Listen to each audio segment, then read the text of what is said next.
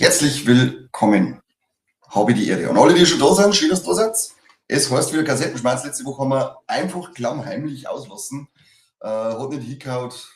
1000 Gründe, mag ich gar nicht mehr verzeihen, außerdem geht sich ein Scheißtrikot.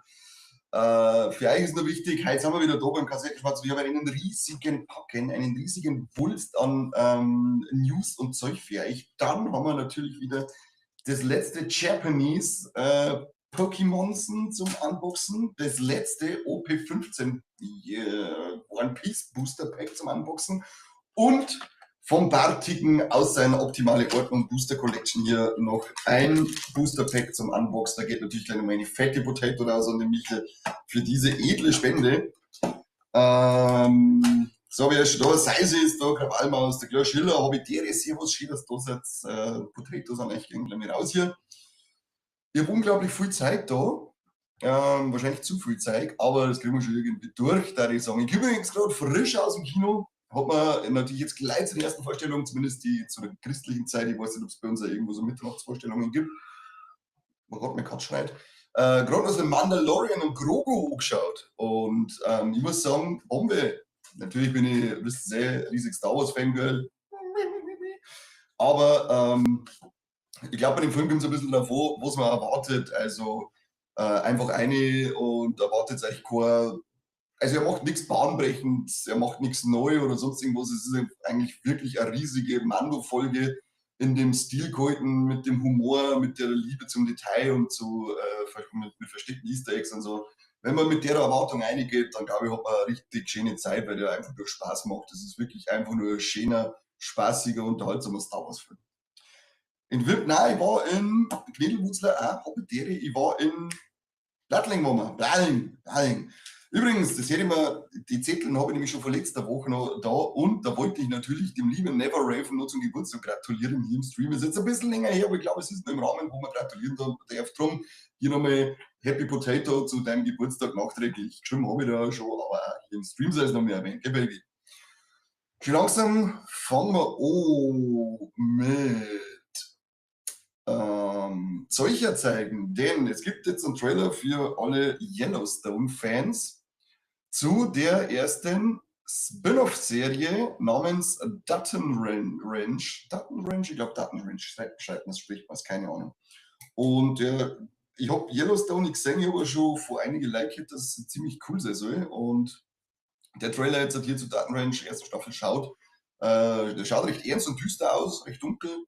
Bin ich eigentlich, wie gesagt, ich habe da jetzt keine Erwartungen an das Ding, aber er vermittelt auf alle Fälle schon mal einen interessanten Eindruck. Dann haben wir neue Poster zu Spider-Noir. Die Serie geht ja nächste Woche los.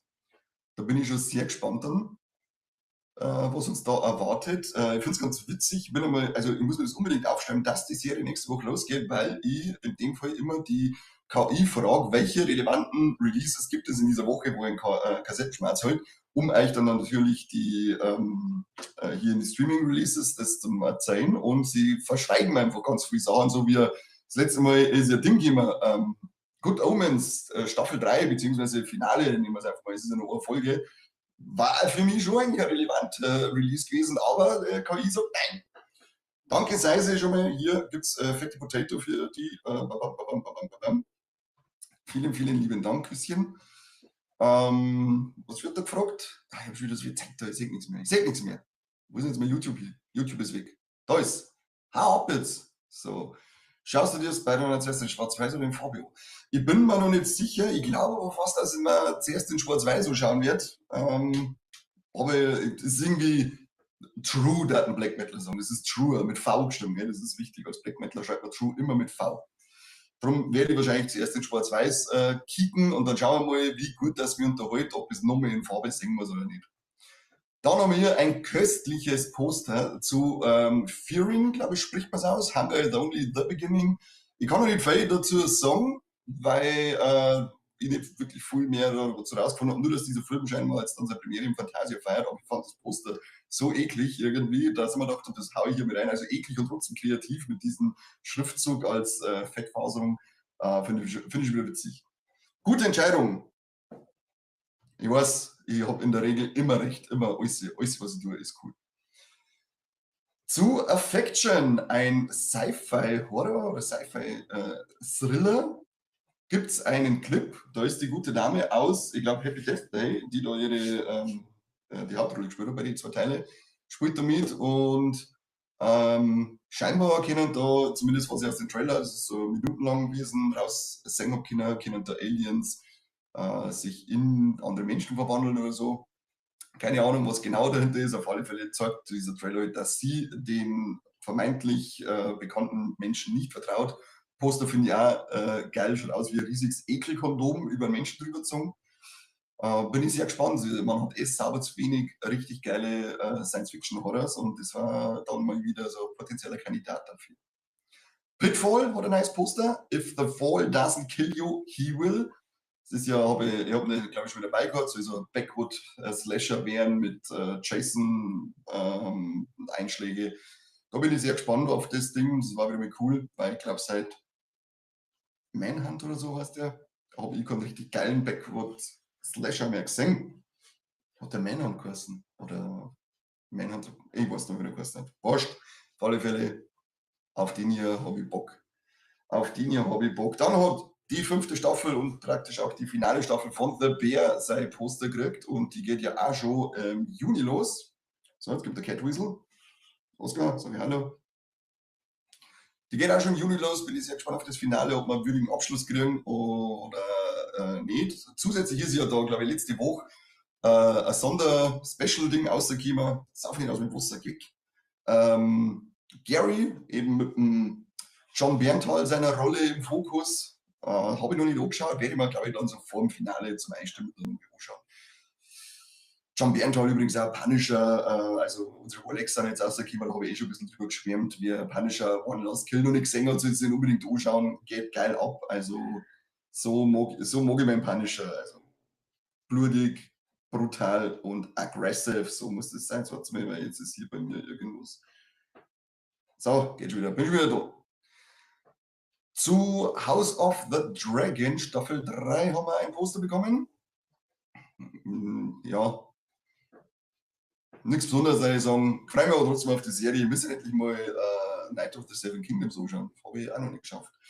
Vorletzte Staffel, ja, mit Staffel 4 ist House of the Dragon dann beendet und kommt auch schon im Juni. Heißt, im Juni haben wir auf alle Fälle wieder sehr viel zum Heizen, weil ich glaube, dass auch die Stuart Fails to Save the Universe im Juni losgeht. Bin mir jetzt nicht hundertprozentig sicher. Ich hätte eigentlich mal ein Poster gefunden, wo das Release-Datum drauf gestanden ist, aber dem ist nicht so. Naja, irgendwann wird es auf alle Fälle bekommen, dann bei uns auf HBO. Ist scheinbar, ich glaube, ein Spin-off zu Big Bang Theory, wenn ich das richtig im Kopf habe, da ich Big Bang Theory nie wirklich verfolgt habe. Kann ich das jetzt halt nicht hundertprozentig sicher sagen. Was haben wir als nächstes? Da, neues Poster zu Spider-Man, Brand New Day. Eigentlich nichts Besonderes, keine Ahnung, warum er so ein Poster noch mit groß rausbringt und das dann für extra Beiträge und so weiter sorgt, weil es ist wirklich, da ist nichts drauf versteckt, da ist gar nichts. Ich weiß nicht, was das soll. Keine Ahnung, fragt es mich nicht. Das Einzige ist, glaube ich, dass dieses Startdatum nicht mehr stimmt. Ich habe nämlich vorher auch ganz groß als angekündigt worden, neues Startdatum und was ist passiert ist. Er kommt jetzt einen Tag früher. Wow, super. Also man sieht schon riesige Effekthascherei oft dabei bei diesen Film-News. Aber ich würde es euch zumindest sagen. So, welche Poster haben wir noch? Ach ja, genau, das wird auch cool. Auch wieder was im Juni. Zumindest kann es cool werden. Adventure Time Sidequest, ein kleines Spin-off zu Adventure Time. Wer Adventure Time noch nicht gesehen hat, müsst ihr reinschauen. Ist für mich ein schaubarer LSD-Rausch, keine Ahnung. Das ist so Banane und weird und trotzdem witzig und geil, dämlich. Ich kann es eigentlich gar nicht in Worte fassen. Muss man gesehen haben. Und ein Poster zu King of the Hill, das dann im Juli weiterläuft. Das hat mich nämlich auch schon lange mal interessiert, das King of the Hill. Ich glaube, die haben auf Disney Plus bei uns und sogar alle Staffeln drin. Wird Zeit für einen Marathon. Wird Zeit für einen Marathon. Wenn Sie im Hintergrund Katz schreien, Herz, wundert sich nicht. Die wird nicht gefoltert oder irgendwo eingesperrt. Sie schreit einfach nur was aus mich. Und jetzt hat sie gerade nicht gehabt. Wo sie noch hofft, dass das auch zu uns kommt ins Kino, der Transformers-Film, der geile alte, 40 Jahre alt ist das Ding mittlerweile, kommt im September bei den Amis nochmal ins Kino. Ich hoffe, wir kriegen den auch. Ich habe den nämlich tatsächlich noch nie gesehen. und tät mir den dann jetzt halt auch definitiv fürs Kino aufheben, wenn der, vorausgesetzt, der kommt zu uns. Aber, mein Gott, Kotz. Wir wissen es noch nicht. Es gibt noch keine offizielle Ankündigung für Schland, aber wir halten die Augen offen und das werdet ihr hier wie immer als erstes hören, weil alles, was ich euch verzeihe, das ist als erstes, gell? Das habt ihr noch nie irgendwo anders gehört. Joey Begos haut wieder einen raus. They Call Him Zorro. Das soll dann eine neue Interpretation von Zorro werden. Es gibt da schon ein bisschen. Nein, gibt's nicht. Er schreibt gerade genau sowas. Er schreibt dieses Drehbuch jetzt gerade dazu. Und Joe Begos kennt man von, ich glaube, Christmas, Bloody Christmas oder Bliss zum Beispiel. Sein letzter war irgendwas mit zwei Namen im Titel, weiß ich nicht mehr. Ist aber, glaube ich, gar nicht so gut okay. Aber dafür ist Christmas, Bloody Christmas ziemlich geil gewesen und Bliss war auch fett. Und hat er dann 3 oder 4? Ich weiß jetzt gar nicht. Sollte man sich auf alle Fälle auch aufschreiben, den Namen, weil Joe Begos ist einer von den Guten. Und wer noch einer von den Guten ist, ist der Nicholas Winding Refn. Von dem ist ja seit The Neon Demon nichts mehr gekommen. Und jetzt hat er es in seinem neuen Her Private Hell angekündigt. Gibt es ja schon einen kleinen Teaser dazu, so ein 1,5 Minuten Trailer. Und ja, den seine Filme hat ja Only God Forgives zum Beispiel gemacht, der war auch bombengeil. Oder ich glaube, Drive ist auch von ihm ein fettes Ding. Ich hatte auf alle Fälle diesen Film dann auf der Liste stehen haben bei Nicholas Winding Refn. Das ist wie gesagt einer der Guten. Er hat eine Serie gemacht, die glaube ich war zumindest mehr auf Prime, Too Young to Die Old heißt die. Da ist glaube ich jede Folge 1,5 Stunden lang oder so. Und also wenn man sich mit seinem Stil anfreunden kann, der hat auch ganz eine eigene Erzählweise und einen ganz eigenen Stil, wenn man das mag, dann hat man eine sehr geile Zeit mit seinen Werken. So, bin auch da, aber eigentlich gleich wieder weg fürs The Boys Finale. Ja, da wartest du jetzt, ich kann es erst noch anschauen. Erstens mal schön, dass du da bist, hier. Und dann wurde es noch, weil, wie gesagt, ich muss auch danach erst anschauen. Ich habe mir jetzt vor dem Kassettenschmerz noch schnell die 7. Folge angeschaut, weil ich die tatsächlich noch nicht gesehen habe. Und nach dem Kassettenschmerz gibt es dann für mich das The Boys Finale und ich bin schon mega gespannt. Drive is Peak, bester Ryan Gosling Film. Und okay, das ist eine Ansage, aber ja, Drive ist wirklich, also ich fand den auch fett, die müssen wir wieder mal anschauen. Im Juni haben wir noch eine Serie, die kommt, nämlich die 2. Staffel vom Herr der Elemente Avatar, The Last Airbender. Hier haben wir ein Komplettposter, ich muss gerade mal schauen. Katz, Oscar, ja. Was tust du denn da? Ja, auf das Sachen abschmeißen nächsten. Ein Komplettposter und dann kriegen wir 1000 Character Posters, die gehen wir jetzt mal durch. Sage euch alle eins nach den anderen. Ja, genau, Warleck Folge 7. Ich bin auch, also hier Schauspielkunst Level 9000. Ich habe gerade das Finale von Folge 7 geschaut und da muss man eigentlich heulen wie ein Baby, aber ich sitze hier und zirk die Scheiße durch. Nur für euch. Nächstes Charakterposter. Ich kannte nicht mehr einen Namen sagen für die Leute. Ich weiß nicht, warum ich mir bei Avatar den Namen nicht merken kann. Naja, vielleicht liegt es daran, dass ich alt bin. Oder es sind schwierige Namen. Das kann natürlich auch sein. Gehen wir auf schwierige Namen. Hier haben wir den nächsten. Ja, kurz der Fire Sepp.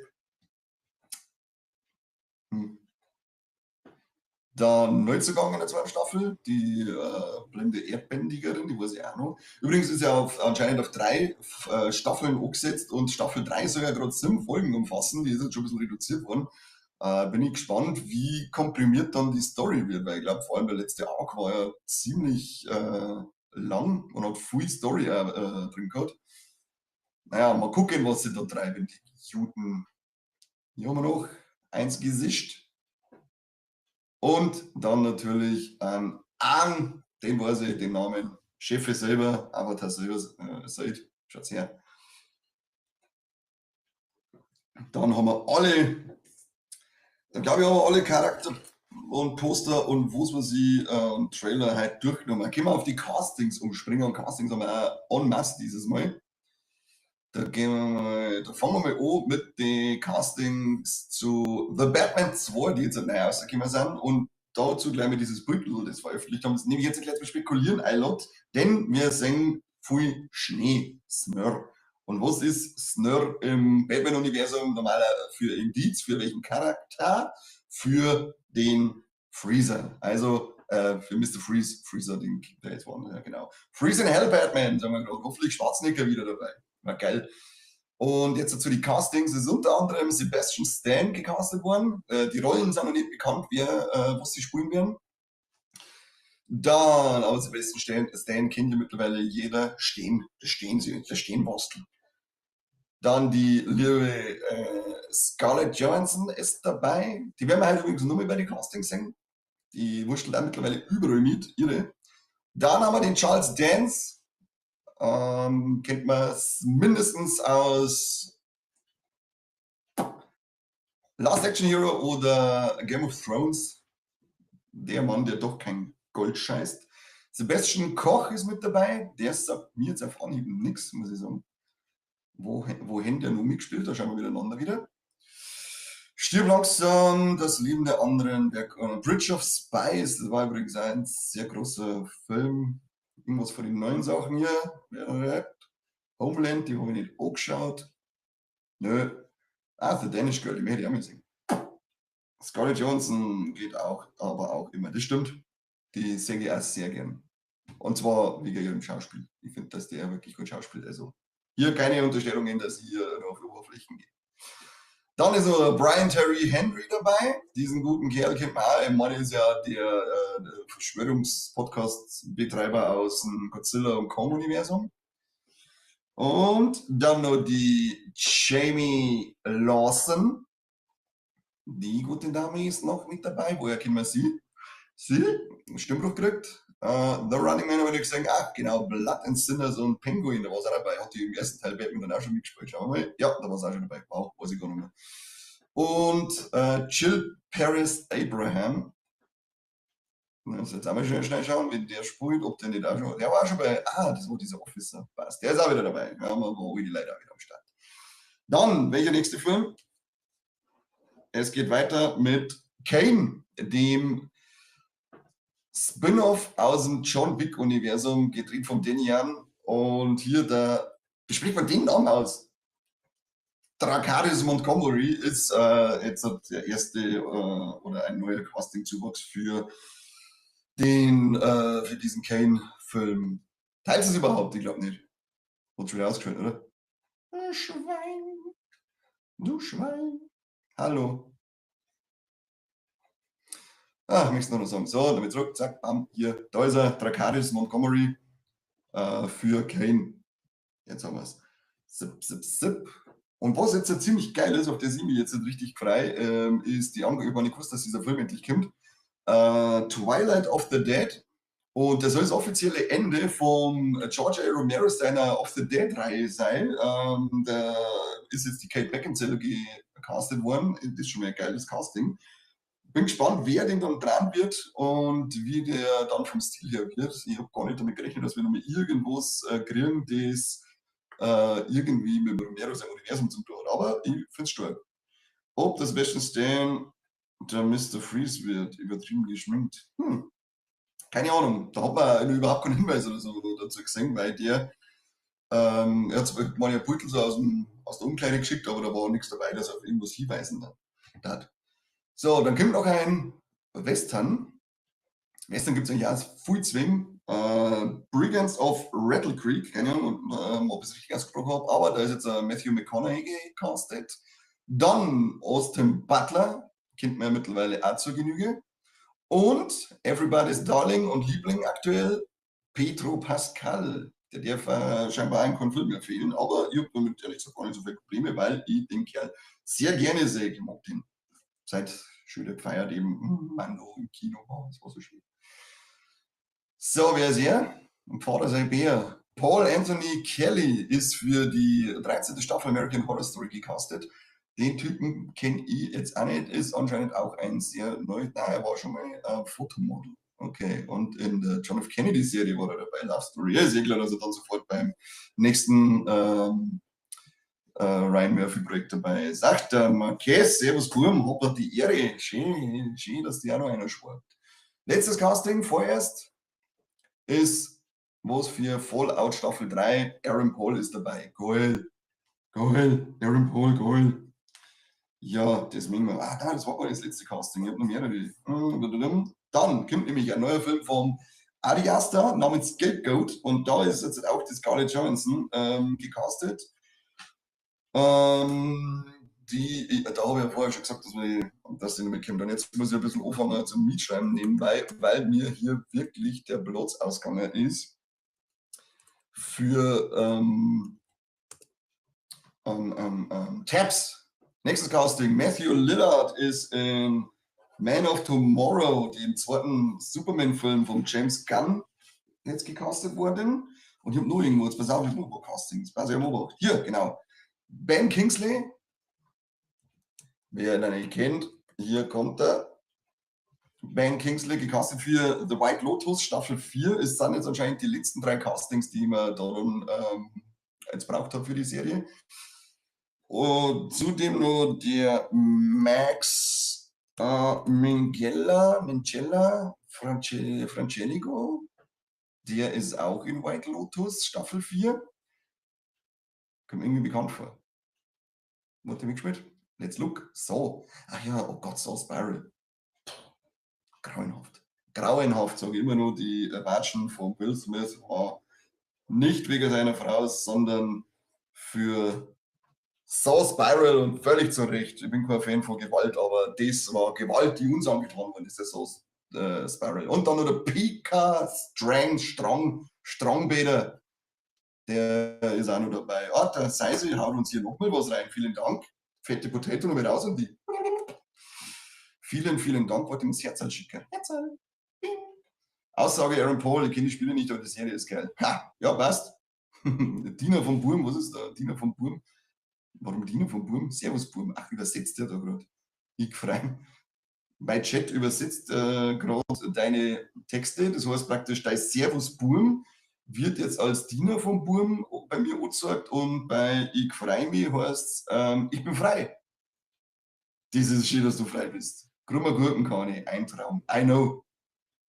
Ich bin's eins Traum hier, was ist das? Na. Wie kann ich das ausstellen? Also, der soll jetzt nicht die ganze Zeit deine Sachen übersetzen, der Idiot. Nee, kann's. Trudi. Wo waren wir? Bei Castings. PK, Strongpeter. Und dann haben wir auch die ersten weiteren Castings für Ryan Coogler sei Akte X Reboot. Die Amy Madigan, Madigan ist dabei und man kennt sie ja jetzt aus Weapons, da war sie die gute Gladys. So schaut es normal aus und so sah sie in Weapons aus. Dann Steve Buscemi. Geil, Steve Buscemi sehe ich immer gern. Ich liebe diesen Kerl und er soll bitte 8 Milliarden Jahre alt werden. Ich möchte ihn niemals vermissen müssen in irgendeiner nahen Zukunft. Steve Buscemi, genau, muss auch jeder kennen, geiler Typ. Schaut sich unbedingt mal Boardwalk Empire an, spielt er die Hauptrolle in der Serie und die ist auch wirklich unglaublich gut gewesen. Müsste da auf HBO drinnen sein, weil HBO hat und war ja früher auf Wow drin. Ob das jetzt noch der Fall ist, kann ich nicht sagen, aber kann ich nur empfehlen, Boardwalk Empire, bombengeil. Und der Ben Foster ist auch dabei, den sagt man ja leider auch gar nicht mehr so oft, zumindest ich habe in der letzten Zeit nichts gesehen, wo er dabei ist und den mag ich auch sehr gern drum. Freue mich, geile Casting-Ankündigungen für Akte X Reboot. Und jetzt, ich glaube, jetzt hast du mich schnell.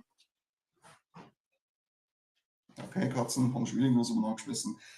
Letztes Casting ist der Matt Bomer in The Day of the Jackal Staffel 2. Da habe ich die erste noch gar nicht gesehen. Ist irgendwas, hat irgendjemand bevor ich gesehen, die erste Staffel? Dann bitte einmal in eins Kommentar reinschreiben und mir sagen, ob es gut diese. War der mitgespielt? Outcome Justice ein bisschen synchronisiert hier, bla bla bla. Doom Patrol war er dabei. Der Negative Man. Ach, er. Ach so, der. Kenne ich mich aus. So, das waren unsere Casting News des Tages. Jetzt gehen wir schon auf die allgemeinen News. Und da ist die erste jetzt einmal ein Film, der schon seit 108.000 Jahren im Gespräch ist, nämlich King Conan. Soll jetzt 2027 mit den Dreharbeiten beginnen und der Schwarzenegger soll wieder dabei sein. Info ist er anscheinend von ihm und Regie führt der Christopher McQuarrie, den man ja von den Mission Impossible Filmen kennt. Dann habe ich mir noch aufgeschrieben, dass zu FX kommt Very Young Frankenstein, aber ich habe vergessen, dass ich nachschaue, was das eigentlich ist. Also falls irgendjemand weiß, was das ist es irgendeine Verfilmung von Comic oder keine Ahnung, ich weiß es nämlich leider nicht und habe auch nicht mehr geschafft, dass ich dann nachschaue. So, dann sind ein paar Startdaten bekannt gegeben worden, nämlich Rings of Power, Staffel 3, startet jetzt im November auf Prime. Ja, freue mich drauf, bin ich gespannt. Erste traurige News haben wir dann schon mal für die noch nicht mal losgehte Harry Potter HBO-Serie, denn die Gracie Cochrane, ich möchte nicht, dass Cochrane heißt, vorbei ist eigentlich witzig, zumindest für meinen 12-jährigen Kopf, ist gecastet für Ginny Weasley, aber aufgrund von persönlichen Gründen kann sie ab der zweiten Staffel die nicht mehr spielen. Also wird es ab der zweiten Staffel ein Recasting geben und wir haben dann eine neue Ginny Weasley. Hoffen wir, dass das nicht so oft passiert. Ich hasse, wenn Charaktere gerecastet werden müssen. Abgedreht ist auch wieder mal was, und zwar Sonic 4, und wir haben hier auch gleich mal den Sonic Roboter, und ich glaube, hat man den nicht sogar in der Post-Credit-Scene oder so in Teil 3 gesehen? Ich weiß nicht. Aber ja, es geht weiter damit. So, was haben wir hier? Nächste, das erste Bild vom jungen Jason aus Crystal Lake. Schon wieder das Teil beendet. Warum tut denn das wieder, Teufel? So, schaut's nicht an. Ja, hat man gesehen. Schon, gell, aber richtig im Kopf gehabt. Da, erste Bild vom jungen Jason aus einem deformierten Geschwulschel. Wichtigste Info natürlich. Und da gab es aber auch ein Release dazu. Datum, das kommt nämlich dieses Jahr, kommt die Serie schon, leider nur auf Peacock. Keine Scheiße, holen wir es aufgeschrieben, für komplett aus. Da, Crystal Lake Premiere, 15.10. Auf Peacock. Weiß jetzt schon irgendjemand, wer bei uns in Deutschland Peacock hat? Ich weiß es nämlich immer noch nicht. So, dann wird ein 1970er Klassiker geremake, nämlich Magic. Ich glaube, wir haben den auch schon mal hier im Gespräch gehabt. Aber jetzt ist anscheinend alles in trockenen Tüchern und Sam Raimi wird dieses Remake machen. So, und jetzt wird es ein wenig, jetzt muss ich gerade noch nachher googeln für euch. Das Einzige, was ich jetzt nicht google, ist die Info, dass jetzt offiziell auch die weibliche Version von The Expendables kommt. Also das ist noch nicht vom Tisch. Und soll die Expendables heißen. Also so wie Bella, ciao Bella, ciao. Ja, mal gucken, was das wird. Da kann ich mir irgendwie überhaupt nichts darunter vorstellen. Es kann aber eigentlich nur besser werden als die ganze Scheiße ab Teil 3 von Expendables. Vision Quest, die nächste Marvel-Realserie, die kommt dieses Jahr am 14.10. Also bettelt sich dann ordentlich einen weg mit Crystal Lake. Dann eine ganz traurige Nachricht, da müsst ganz stark sein jetzt, denn Adam Sandler macht einen dritten Kindsköpfe. Ich habe jetzt auch keinen Bock mehr, dass ich da nachher tue. Aber warte mal, ist da noch irgendwas Interessantes dabei? Nein, ich sage jetzt gar nicht gut, ich mag das nicht nebenbei machen. Haut's ab jetzt. Ihr müsst euch jetzt wieder mit mir begnügen. Mit mir und meinem Schwänz. Ja, genau. Er hat ja einen riesen Deal mit Netflix und war ja irgendwie zu erwarten, dass einer seiner erfolgreichsten Filme, glaube ich, der Kindsköpfe 1 und 2 kennt er dazu. Komischerweise finden ganz viele Leute diesen Käse, diesen unerträglichen, äußerst lustig. Ich kenne nicht dazu. Auf alle Fälle ist Teil 3 jetzt in Arbeit. Dann Westworld kriegt ein Reboot, aber jetzt als Film. Legendär gute Serie, die auf HBO gelaufen ist, leider noch 4 Staffeln abgesetzt, aber da musst du sowieso voll das Brain haben, dass du da dabei bleibst, weil das ist einmal aufs Handy geschaut und du kennst dich überhaupt nicht mehr aus. Das ist schlimmer als Lost gewesen für mich. Aber im positiven Sinne ist es wirklich eine hervorragende Serie gewesen für mich. Gute Zeit, geile Effekte, alles gut gewesen. Schade, dass sie es abgesetzt haben und dass es jetzt nur ein Reboot gibt, weil ich glaube, wenn ich das richtig im Kopf habe, ist das Sache nicht mal richtig auserzählt gewesen. Also mir war eigentlich ein Abschluss, da hat man irgendwie okay, aber ja, wer hört schon auf mich. Henry Cavill macht ja einen Voltron-Film und der ist jetzt halt aber vom Kino-Release zum reinen Streaming-Release degradiert worden. Da hätte ich sagen, definitiv degradiert, gebe mir Mikro noch als Bild aus Ding und nicht immer. Schade, denn, wie gesagt, ich habe es schon öfter gesagt, Voltron habe ich nie so wirklich verfolgt, aber es schaut nach sehr aus, dass er gerne Materialschlacht auf einer Leinwand war. Warum er sowas dann nur auf Stream-Plattform raushaut, ich weiß es nicht. Und ja, aber ganz wichtige News, die ist ja mega wichtig. Fast and Furious, da steht ja noch das große Finale aus. Hat jetzt halt vier ganze Serien angekündigt gekriegt. Was ist, ich mag nicht so viele Autos im Fernsehen sehen, haut's ab. Naja, ich muss ja nicht anschauen. Aber trotzdem völlig irre, dass man da gleich 4 Spin-off-Serien ausballert. Bin ich ja mal gespannt, was uns da verzeihen, außer Autofahren. Wobei es ja in Fast Furious schon lange nicht mehr ums Autofahren geht. Ne? Wild Robot, 24 oder 25 Animationsfilm, hat er jetzt sogar einen Oscar gewonnen als bester, weiß ich nicht mehr, aber wirklich sehr, sehr schöner Film gewesen, kriegt seine Fortsetzung, Wild Robot Escapes. Ist jetzt erst angekündigt worden, noch kein Startdatum dabei. Was noch angekündigt worden ist Hokus Pokus 3. Das darf von den Mikey Boy sehr gefreien, weil der Mann liebt ja die ersten 2 Teile schon. Und dass der Matt Shackman, der Fantastic Four First Steps draht hat, einen neuen Planet der Affen hat. Also auch dieses Universum ist noch nicht außer Zeit. Was haben wir da noch? Dieses Jahr, noch ein Release, der dieses Jahr kommt, Mike Flanagans Serienform von Carrie, dem Stephen King-Bierchen. Haben wir ja schon 2 Filme und jetzt gibt es noch die Serie, soll definitiv, sie haben noch kein Datum dazu geschaut, aber sie soll noch dieses Jahr zum Stream rauskommen. Und Serie, die verlängert worden ist, die Spin-off-Serie von was A Handmaid's Tale, The Testaments, kriegt seine 2. Staffel. Yeah.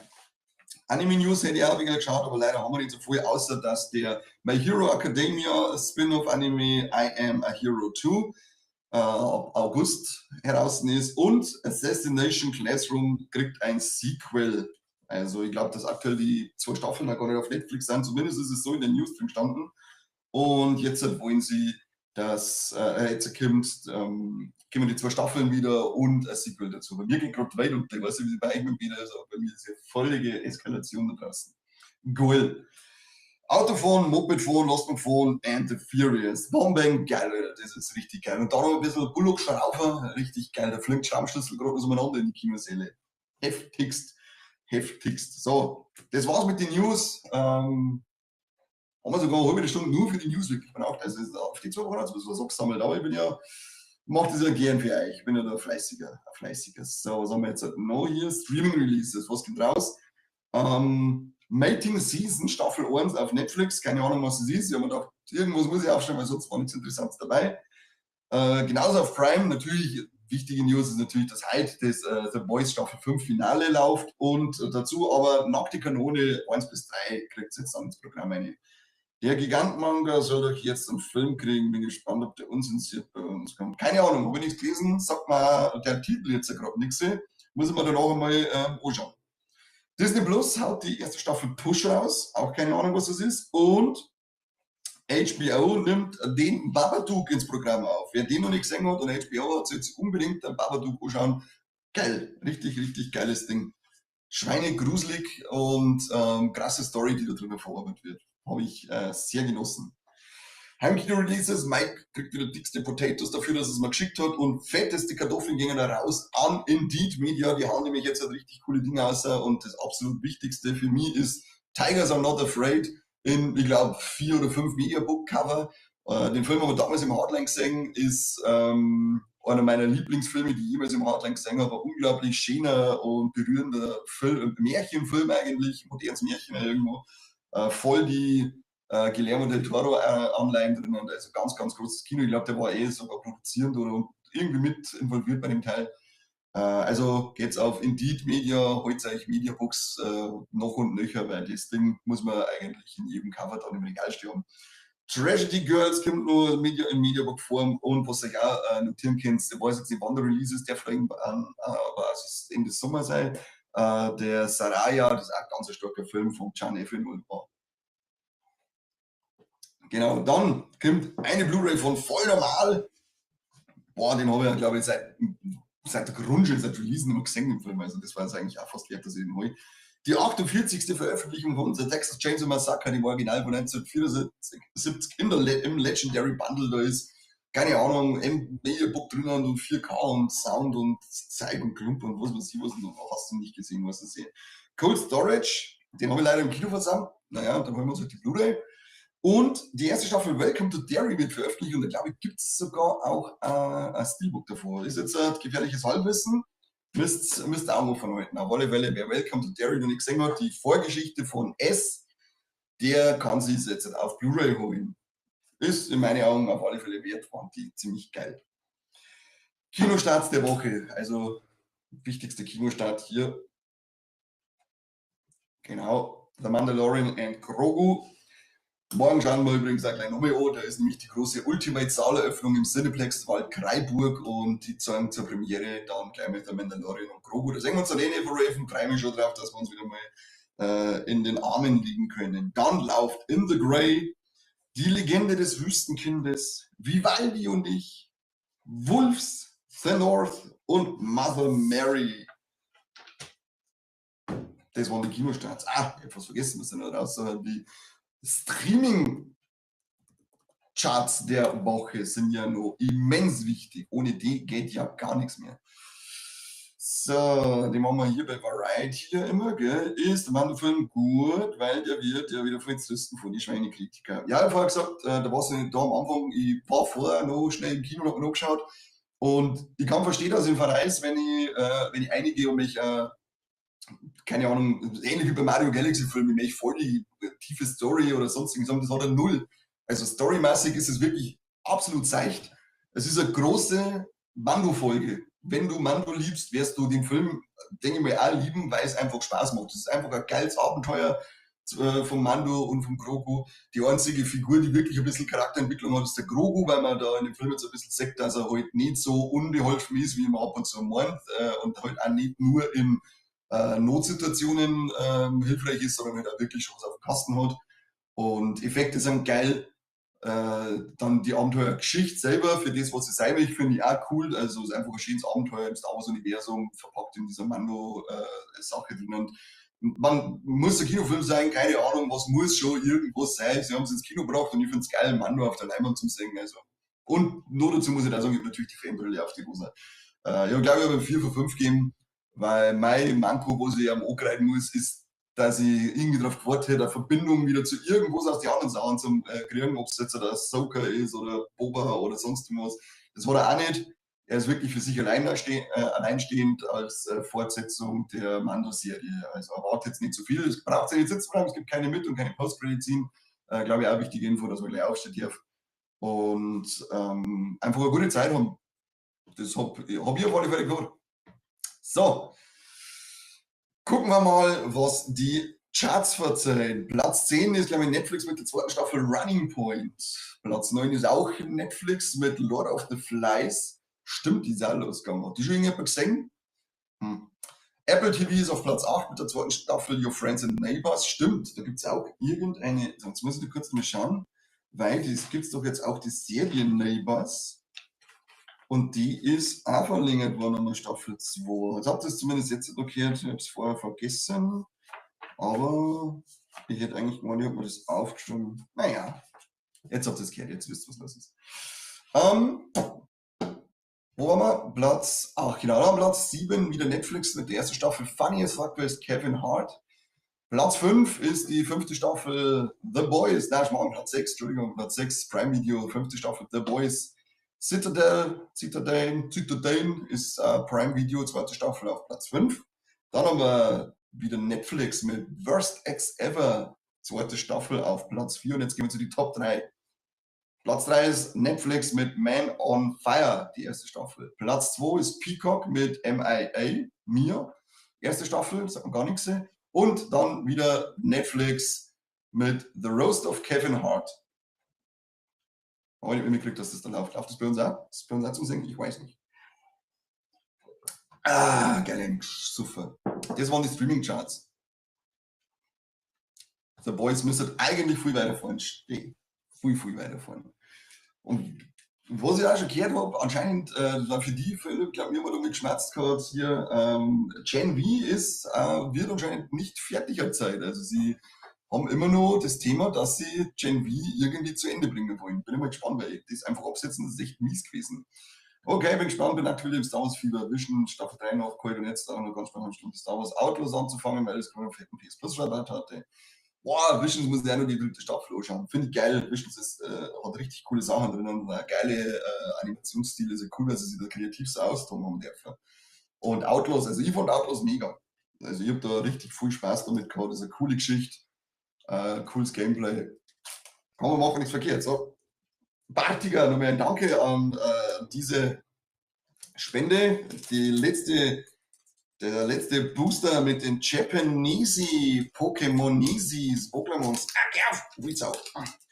Übrigens flippe ich jetzt bald aus, weil ich nirgends mehr Booster kaufen kann, zumindest keine deutschen oder englischen mehr, also Englisch für die One Piece Booster, weil überall gerade noch, wenn dann japanische da sind und immer mehr werden. Pokémons, genau, du sagst jetzt Marquez. So, das gehen wir, das ist ein Pupanze. Das ist, glaube ich, ein Vati. Bei dem weiß ich nicht, wie es heißt. Keine Ahnung. Oh, Full Artwork. Ich weiß aber auch nicht, wie es heißt. Sicher 1000 Euro wert. Und das ist irgendwas mit Deoxys, irgendwie so, keine Ahnung. Also zumindest haben wir ein Full Artwork dabei. Werde ich danach, soll es wieder unglaublich viel Geld wert sein, dann haue ich euch danach in die Kommentare hier. Statt Dinge eigentlich danach eine, wenn ich euch schreibe, wenn ich sage, ich lasse in Kommentare, wahrscheinlich eh nicht, oder? Generell bin ich jetzt echt gespannt auf die letzten Folge, weil es sind ja da noch einige Sachen offen, das soll ja bloß eine gute Stunde gehen. Deoxys war es. Und übersetzt hat er es in Deoxys-Würmer. So ein Scheiß. Ja, bin ich auch gespannt. Also soll ich keine Überlänge haben, das habe ich auch gelesen. Und sie müssen da jetzt auf alle Fälle, also ja, ich mag jetzt auch noch gar nichts ausprobieren, wo es irgendwie kommt. Ich bin jetzt einfach nur neugierig und froh, wenn der Scheiß hier vorbei ist, also ich endlich mitgehen kann. Nein, ich mach's ja gerne mit euch. So, was kann der One Piece? Heavenly Warriors haben wir mal. Dann die Konis. Den Purin Purin. So geil, man schaut die ganzen 18.000 Folgen an und trotzdem gehen wir immer wieder da Karten aus mit Figuren, wo ich sage, Alter, woher bist du? Du bist der von One Piece. Seacat. Hotori. Hattori Hanzo. The Risky Brothers. Dann haben wir Impact Dial, ein Event. Das ist vom Ding Arc, oder? Vom Skype hier Arc. Kann ich sein? Full Body. Dann den Frankie. Also wenn bei euch mal irgendjemand, wo noch in einem Müll oder so OP15 beim Peace Booster sagt, sagt so gescheit, in welchem Müll das war, dann muss ich ausrücken. Django. Hier tut jetzt was glitzern, nämlich das Event Lightning Dragon. Aber ziemlich sicher ist das wieder irgendeine Version, die nichts wert ist. Genauso wie Bartholomew Kuma hier glitzert, aber sicher die V1 ist, die mich nicht in den Reichtum instant katapultiert. Ich bin seit heute Manga aktuell, zumindest deutscher Stand, und kann jetzt dann endlich angefangen lesen. Auf seit Dressrosa durchgezogen. Ja, Respekt. Ich habe jetzt einmal wieder Mangas geholt von One Piece, weil ich damals, ich habe nur 7 gehabt davon. Jetzt habe ich mir nochmal 8, 9, 10 geholt, in Crows and Owls, glaube ich, heißt der Laden in Landshut. Kann ich empfehlen, cooler kleiner Manga-Shop. Ich werde jetzt auch nach und nach komplettieren, weil ich habe so viel angefangen in Manga rein. Naruto geht auch dazu. Jetzt muss ich überall schauen, wo ich noch die normalen Mangas herkriege, weil diese Maxi-Dinger was. Den muss ich komplettieren. Dragon Ball. Ja. Aber beim Lesen bin ich gerade bei Doro und bin jetzt gleich schon in Band 8, Hälfte Band 8. Also es neigt sich dem Ende zu. So, jetzt schauen wir mal, was die optimale Ordnung kann. Einmal Molunk mit Feuerkrallen. Los, wie scharf. Dann haben wir Purmel mit Nagen. Relaxo, das alte Schlimmermaul. Und dann gibt es einen Kollaps. Stinknormale Situation am Buffet. Psiau, Nickerchen und Zertrampeln. Ganz schön gegenteilige Attacken. Scheimin kann dir Blumen schicken und macht einen Blattschritt. Oder Blattschritt? Ja, Blattschritt. Illumina-Galette, jetzt zum Essen, köstlich. Luxio, statischer Schock und kampflustiges Gabriel. Was sagt er? Relaxo ist ein super Name und das ist tatsächlich der Nachricht. Er hat es nicht irgendwie umgeändert. Ja, ich finde Relaxo auch cool. Sehr pädoyal. In der Reverse Schiller Edition Hoheitlicher Befehl und Solarschlinge. Ui, Schiller, Dann ein Manarboras, auch in der Reverse-Fassung, tyrannische Tapferkeit und Chaos anrichten. Und ein Demeteros in der Standard-Schiller-Variante. Rollende Felsen, windende Faust und kein Full-Out-Work. Wir werden nicht reich werden, brauchen wir noch eine Kampfbasisenergie. Heißt, wir versuchen unser Glück nächste Woche wieder, denn im Bartiken sein Booster-Backerl hier sind immer nur drei Backerl drinnen, die wir noch unboxen können. Also 3 Wochen sind auf alle Fälle noch gesichert. Dann schauen wir mal, dann müssen wir wieder eine Kapfer geben. Nice, dass es klappt. Das ist zauberhaftigst. So Leute, das war's. Ich sage wieder vielen Dank an alle, die zugeschaut haben und natürlich an die Spenden, vielen Dank. Gibt es wieder Küsschen auf die Nüsschen und fette Potatoes. Heute ist unsere neue Folge rausgekommen, Wolex, ein bisschen verspätet natürlich. Es war nämlich nur die Wolex vom April, ist leider nicht anders ausgegangen. Und der Seppi und ich haben uns am Samstag hingesetzt und haben von Supermassive Games Directive 8020 an einem Stück durchgespielt und ihr kriegt jetzt jeden Tag seit gestern eine Folge. Ich glaube 5 Folgen sind es insgesamt. Und es ist ein reines Let's Play ohne irgendwie großartige Kommentare oder sonst irgendwas. Also natürlich schwätzt man ein bisschen, aber es ist schon das Spiel im Fokus. Also wer es noch nicht gespielt hat, kann es so schauen, wenn es interessiert. Wer es schon gespielt hat und hat ein anderes Ende als wir, schreibt es uns bitte drunter, was ist für Ende gehabt, wie viel habt ihr durchgebracht. Das mich interessieren und das Herz in der Folge, in diesen Folgen dann auch schon ein bisschen, was wir so davon halten von dem Spiel, und in der letzten Folge gibt es auch noch mehr Abschlussresümee. Dann macht es gut, danke, schönen Abend, ich muss jetzt abhauen und muss mir The Boys Staffel 5 Finale anschauen und dann muss ich mit Rise of the North Star, oder Fist of the North Star, ich glaube Rise of the North Star ist die Band. Genau, Fist of the North Star dann weiter anschauen. Ein geiler Anime, kann ich euch auch empfehlen. Schönen guten Abend, gute Nacht, tut's gut schlafen. Küsschen auf eure Nüsschen, Babys. Macht's